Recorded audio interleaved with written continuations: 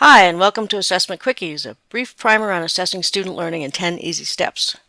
My name is Michelle, and with the help of Professor Walter, we will provide answers to the most commonly asked questions about assessment.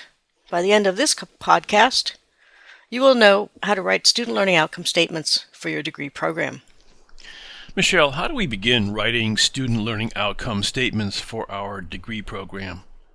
Faculty should ask themselves these three questions. At the end of this degree program, what should our students know?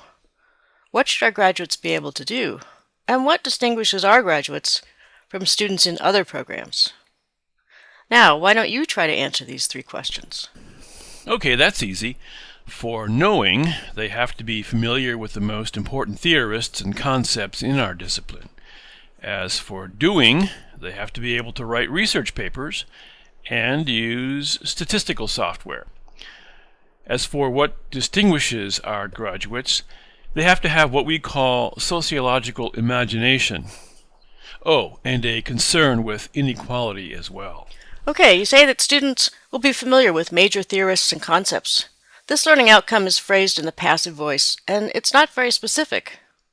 Here's some phrases to avoid when writing SLOs. Don't say be aware of, be conversant with, have an awareness of, have a grasp of, understand, etc. Instead, try to use active verbs and specific words to describe what students will be expected to know and be able to do, such as analyze, classify, define, design, estimate, evaluate, synthesize, and so forth.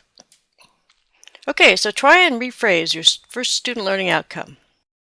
Well, I guess we could say that students will be able to name the major theorists and to define important concepts in sociology.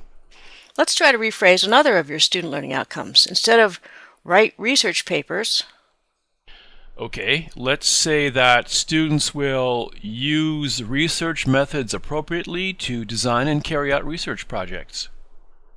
Very good. Let's try to rephrase another of your student learning outcomes. Instead of use statistical software, Oh, that's easy. Students will be able to correctly apply appropriate statistical tests to the analysis of data.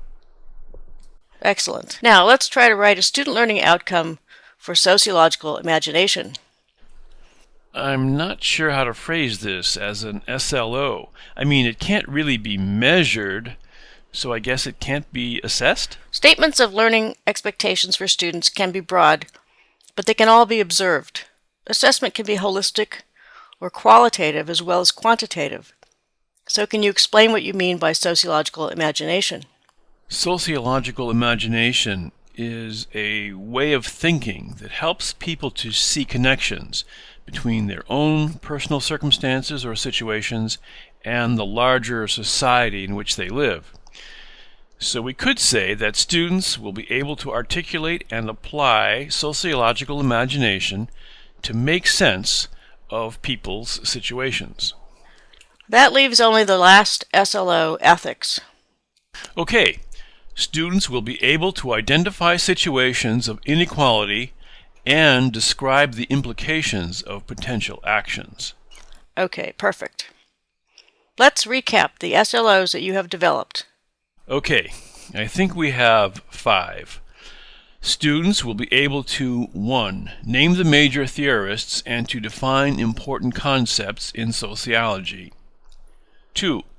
Use research methods appropriately to design and carry out research projects. 3. Correctly apply appropriate statistical tests to the analysis of data. 4. Articulate and apply sociological imagination to make sense of people's situations. 5. Identify situations of inequality and describe implications of potential actions. That's great. Now that we have our outcomes, what's next? In the next podcast, we'll delve deeper into writing student learning outcomes for different levels of student learning. Thanks for tuning in to this podcast.